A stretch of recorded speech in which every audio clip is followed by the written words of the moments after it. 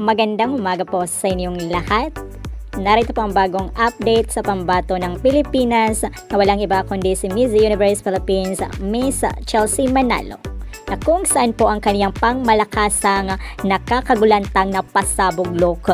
Naksuot ang royal blue o teddy na talagang mala Barbie ang kaniyang aurahan or atake. At nakakakimbal na gandang Pilipina ng ating reyna na si Miss Universe Philippines Chelsea Manalo. At talagang napakalaking improvement araw-araw sa bansang Mexico at lumalaban sa aurahan kahit kanino man sa Miss Universe 2024 at hindi nagpapakabog sa mga kalaban nito sa Miss Universe 2024 na kasalukuyan pong ginaganap sa bansang Mexico.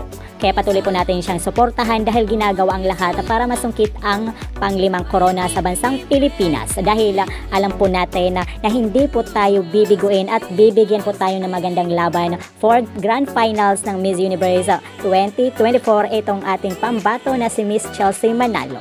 At patuloy din po tayong nakatutok sa channel na ito para sa iba pang updates. Maraming salamat po.